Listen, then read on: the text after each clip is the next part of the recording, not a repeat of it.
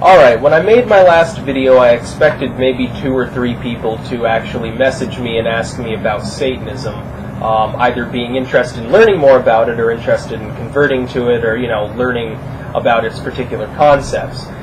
Actually, about 24 people at last count have messaged me, which is a lot higher than I expected. To tell the truth, I expected that most of the people that were remotely interested in it had already learned about it from my channel and had already either decided yes or no they wanted to be part of it. Apparently that wasn't the case, which is good, by the way. It's good to educate others. Even if they don't join Satanism, they'll at least know enough about it that they won't think that we're, worshiping the devil and sacrificing babies.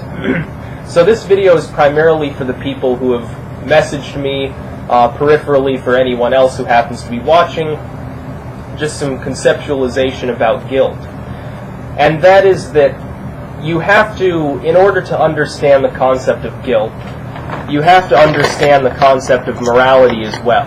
You have to be able to understand where morality comes from and its nature, as I explained to several people in messages. Ask yourself this: what do the Christians, Muslims, Jews, and so forth say about morality? What is their claim about where it comes from and what it is? Their claim is that morality comes from a deity, an all-powerful, all-knowing deity.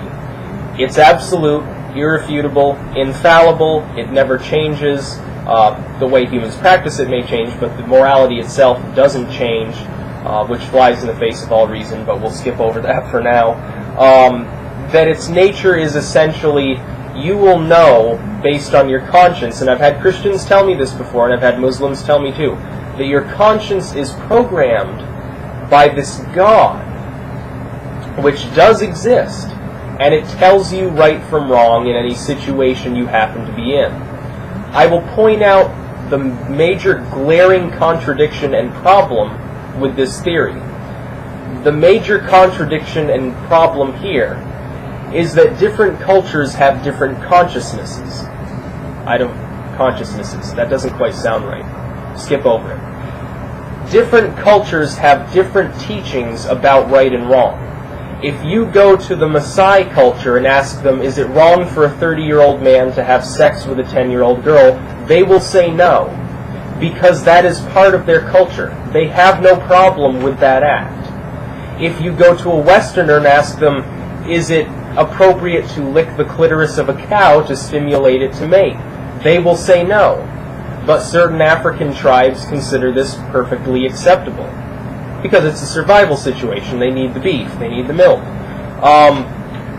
Consciousness and the conscience itself are derived from your surroundings during your upbringing.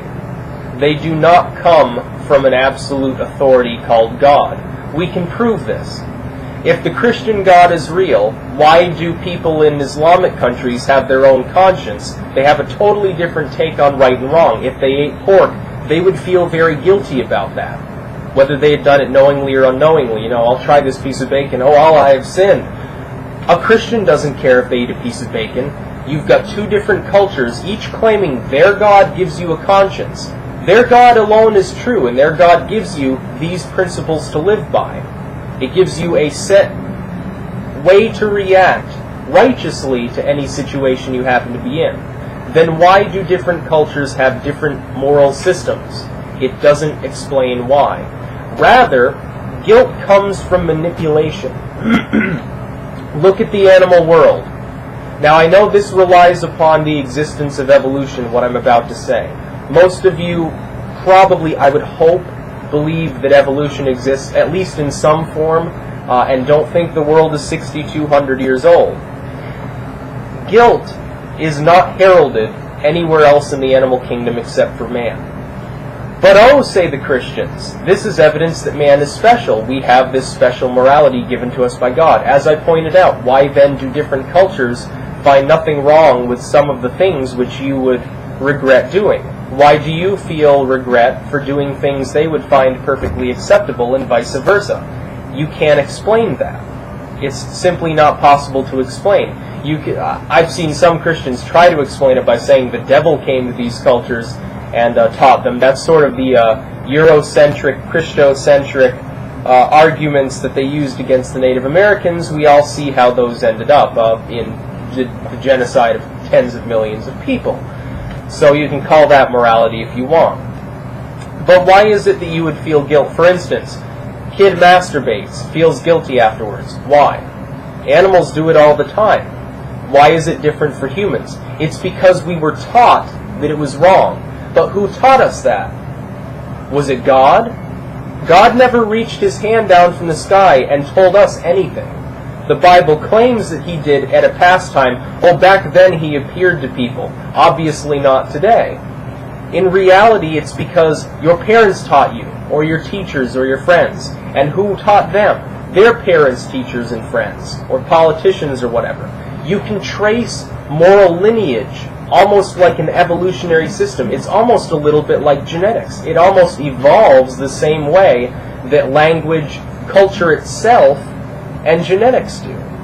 You see, here's another idea within evolution, is that languages evolve, cultures evolve, the way in which they interact evolves. They evolve over time. What works is retained. What does not work is not retained. It's an evolutionary system in many ways, and it's actually rather interesting to study these things. That is to say, that what you conceive of as wrong or right, you conceive of that way because a successful prior culture indoctrinated its members into thinking so. If the Sumerians had risen to world domination instead of Rome, had taken over the Mediterranean basin, it would have informed Christianity if Christianity arose. Let's say that everything that happened around that time period happened, only the Egyptians, not the Romans, were in charge of most of what was then Europe, North Africa, and the Middle East. What would be different? Rather than Roman secular law informing justice, rather than Roman architecture, rather than Latin languages being the lingua franca for 1,000 years, you would have had Egyptian languages and cultures and architecture and religious moral virtues perpetuated. Ironically, this would almost be better than if Christianity had taken over from the Romans, because one of the biggest beliefs within Egyptian mythology was, of course, your good and bad deeds are the ultimate arbiter of your final destiny, not faith in Jesus, not adherence to a specific moral doctrine. It's just, have you fucked other people over or not, essentially. A much crude, simplistic way of putting it, but you get the general gist. Guilt comes from manipulation. The reason you feel guilty for doing what you've been taught is wrong is not because of absolute morality. It's because of subjective morality. It's a way to control the population. It was used successfully by religion. It's used successfully by governments.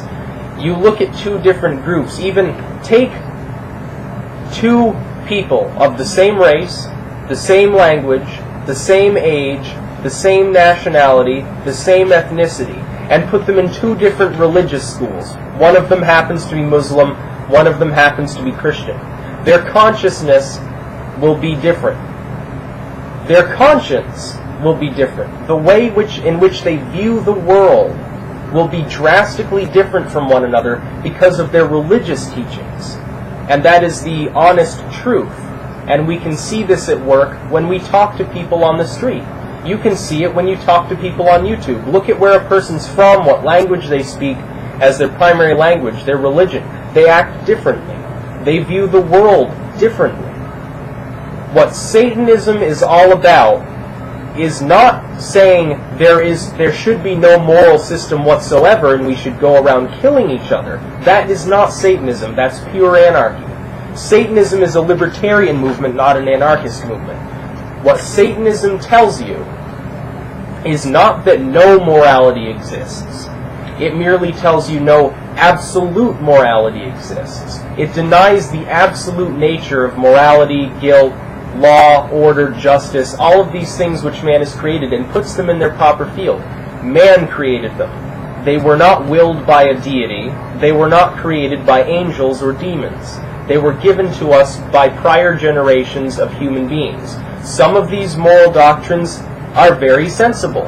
For instance, no, Satanists would generally agree you should not rape somebody. The reason we adhere to that moral standard is not because the Jewish or Christian God said so, or because the Bible said so, but merely because we examine the ramifications of the act itself and logically determine it to be wrong. Because in Satanism, if the highest ideal is independence and individuality, to violate somebody else's independence and individuality would be considered a cardinal sin. To use a more Catholicized term of sin, we would consider that a very bad thing to do. So when Christians and Muslims and Jews tell you that in the absence of a God, there's no law and order, they're deluded. They know not of what they speak. Because there is probably no God, and yet their morality exists. What they don't understand is the progenitorial stock from which their perception of the world came. They believe it comes from a book, a deity, a redeemer, a prophet, any or all of these various figures. They don't understand, though, that the individuals, Jesus was a human being. He espoused a moral philosophy, not a divine philosophy. Muhammad was not a messenger of God. Muhammad was a teacher and philosopher. You can argue all day about whether what they taught is good or bad according to your own subjective moral beliefs. You cannot say, for instance, I don't say Jesus was evil. Some people within the satanic community have actually talked to me and almost fired on me for failing to tell people Jesus was, this terrible bastard, this evil madman and so forth. I don't look at things in terms of good and evil on an absolute basis. If I said Jesus was evil, that's my opinion. That's my own moral understanding. But to my moral understanding, some of what Jesus taught, according to the Bible, if you take it at face value, which I do not, I consider most of what they write about Jesus to be false.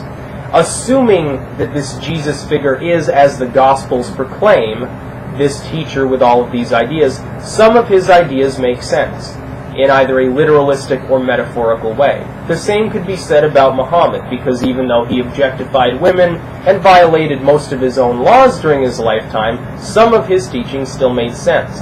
You see, there will be a diamond in every turd when you look through a religion. You will find some things within any religious group which do make sense. The difference is they will point out to what makes sense and can be shown so even on a subjective scale to atheists or Satanists or whatever. And they'll say, well, look at how wonderful our religion is, how divine it is. Only a God could have thought up something that even the atheists couldn't refute. No, it's because you made so many different beliefs, so many thousands of moral rules, a few of them had to stick. A few of them had to make some level of sense to even people outside of your religious body. The Romans did the same thing. Quick aside, on the topic of religion evolving, on the topic of morality evolving, we can look and we can almost study gene frequencies in religious senses. That is, that religions are different alleles or genes. Some are growing and some are shrinking in number among the population of the organisms which have these quote-unquote genes. Non-belief is the fastest growing religious genetic trait, so to speak, on Earth. It's outstripping Islam and Christianity combined. Christianity is growing, Islam is growing.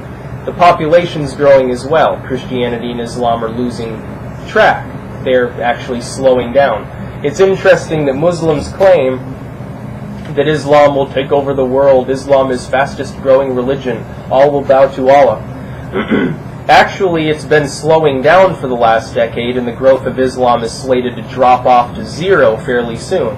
So people who are vastly worried about Muslims taking over the world, you're barking up the wrong tree, because they're going to top out at about 2 billion adherents. Their conversion rate won't even be high enough to keep up with their death rate, and their religion will slowly fall backwards. So that's a little nugget of happiness for those of you who fear the burqa or the Sharia law that they bring to the West or are attempting to do so.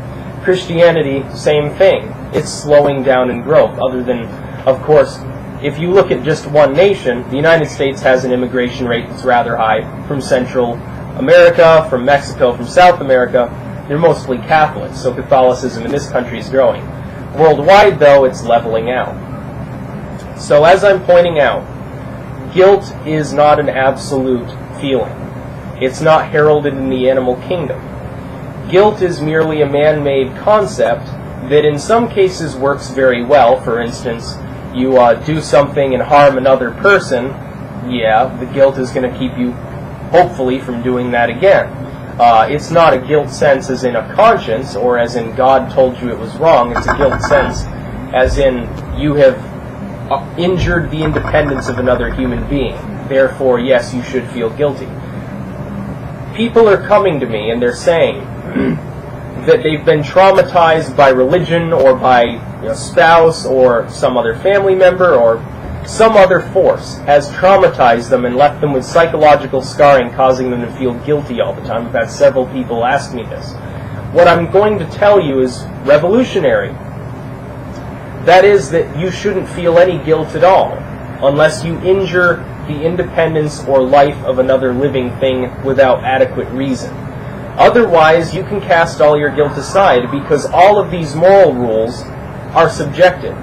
Does this mean that I go around having sex with animals, sex with children, killing people, raping people, burning down churches, and all these other things which Christians occasionally claim that Satanists do? Absolutely not. Because I use my logic. Number one, I'd be punished for such acts. Number two, they violate the independence of other sentient beings. So I consider them, as part of my morality, which is just for me and is subjective, wrong. Although there are people who disagree within even the satanic community, and you can ask two different Satanists and you'll get two different answers on most issues that you ask them about. Guilt does not come from God. You do not have to live your life in guilt, anxiety, and fear. It's simply not necessary. It will hold you back. It's making you suffer. You are actually the agent of your own misfortune by feeling these feelings. The easiest way to let them go is simply, and I've pointed this out to everyone that I've messaged, look deep inside your mind and use those kernels of logic that every person has. Even the most staunch fundamentalist Bible thumper has some logical capabilities in them, although they misapply them and use them to, justify stoning gays or whatever. Look deep within that mind of yours, that wonderfully advanced cerebral cortex which makes you somewhat different from the rest of the animal world, and you can determine for yourself. Guilt, in the absence of a divine creator, which there probably doesn't exist one, comes from man. Man primarily creates things to control. Language is used to control. Look at the relationship of Creoles to mainstream languages. Take some linguistic anthropology and you'll see. Culture is used to control people's behaviors, to control the economy, to control goods. People are interested in controlling one another. This leads to one good thing and one bad thing. It's very good because it leads to us being able to develop cities and vaccines and assembly lines and all the things which make life possible on a civilized scale.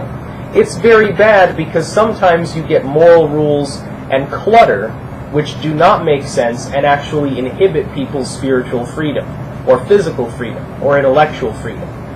Case in point, the Catholic Church with philosophers during the Renaissance, burning them at the stake and hanging them for claiming that the world is not the center of the universe. Great example. So, you can cast aside all your guilt. All you have to do is look within your mind and determine for yourself. Nobody else can do it for you. They can give you guidelines and they can help you, but they can't do it for you. You have to take the initiative. Look within your mind and you will see guilt and fear and anxiety and all of these other bad emotions which are spawned by right-wing Christian movements, primarily in the West, and also by Islam in the East. They are man-made, they are not absolute, and they are worthless.